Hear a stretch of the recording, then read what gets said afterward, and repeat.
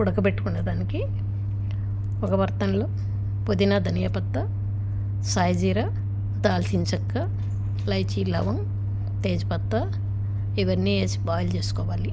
ఒక నిమ్మప్పు అలాగే వేసేయాలి. బాగా స్వాద్ బాగుంటుంది. అన్నం పొడి పొడిగా వస్తుంది నిమ్మకాయ వేసినామంటే.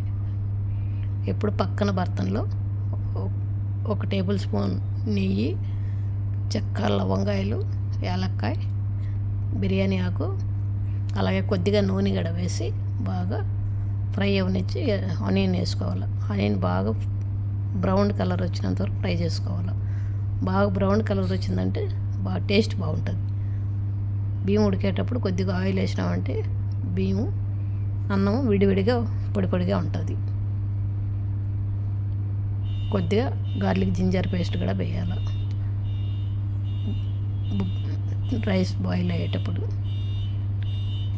ఇలా ఆనియన్ బాగా బ్రౌన్ కలర్ వచ్చినంత ఫ్రై చేసుకోవాలి. ఎక్కువ మసాలా ఏం లేదు. గరం మసాలా 1/2 టీ స్పూన్, ధనియా powder 1.5 teaspoon, red chilli powder 1.5 teaspoon. ఎక్కువ మసాలాల యోగర్ట్,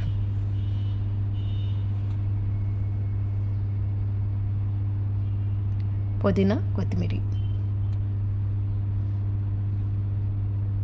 ఇది వేసి బాగా గ్యాస్ బంద్ చేసి ఫ్రై అవనివ్వాలి.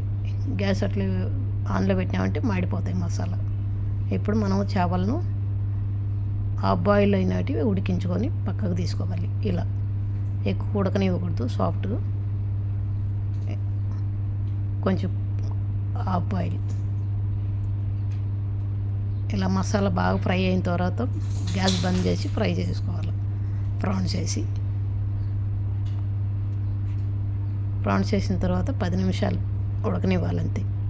మళ్ళీ మనం అన్నం వేసినాక ఆ స్టిమ్కు ప్రాన్స్ కూడా ఉడికిపోతుంది.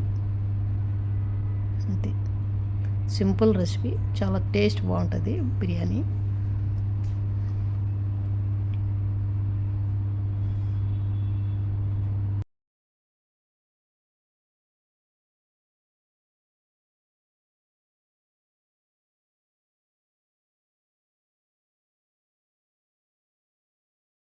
పాలల్లో కలిపిన పసుపు నీళ్ళు అవైనా వేసుకోవచ్చు. జాఫ్రాన్ ఉంటే అదైనా వేసుకోవచ్చు. కుంకుమ పువ్వు అదైనా వేసుకోవచ్చు. టేస్ట్ బాగుంటుంది. ఇలాగైనా చేసుకోవచ్చు. పైన కొద్దిగా నెయ్యి వేసి నిమ్మరసం పిండి పెట్టినామంటే పొడి పొడిగా అన్నము బాగా టేస్ట్ కూడా భలే ఉంటుంది. నిమ్మరసం వేసినామంటే పైన. ఎప్పుడైనా కూడా మనం బిర్యానీ చేసినప్పుడు స్టిమ్ చేసేటప్పుడు కొంచెం నిమ్మరసం పిండండి పైన. నెయ్యి, నిమ్మరసం ఆ స్వాద బాగుంటుంది.